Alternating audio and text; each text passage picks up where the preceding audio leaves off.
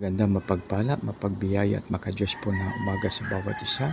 Maraming salamat sa iyong panahon upang tayo sama-sama upang pakinggan ang magandang balita. Dito na po tayo sa mga awit 33:20, akin pong babasahin. Tanging siyawi lang ang ating pag-asa, tulong na malaki at sanggalang siya. Purihin nawa ang Diyos sa pagbasa ng kanyang salita. Tayo manalangin. Panginoon, maraming salamat po sa iyong pagpapala sa bawat isa sa amin. Panginoon, maraming salamat sa pangalan ni Jesus. Amen.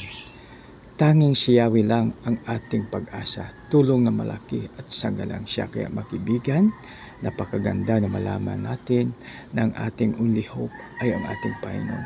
Ang ating tanging pag-asa ay ang ating Panginoon.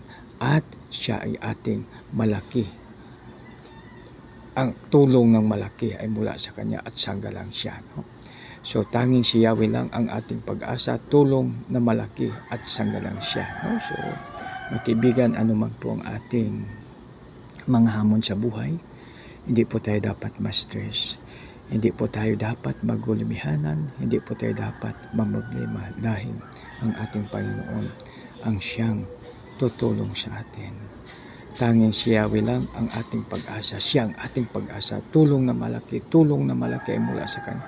At sanggalang siya. Kaya ano pa ba ang ating hanap-hanapin? Kaya makibigan, sa pagising natin sa umaga, gawin po natin ang ating tungkulin sa Kanya. Naawitan siya, papurihan at sambahin.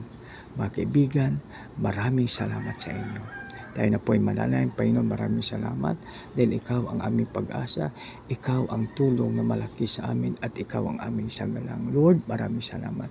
Sa iyo lamang ang kapurihan, kalwatian sa pangalan ni Jesus. Lahat po ay magsabi ng Amen and Amen. God bless us all.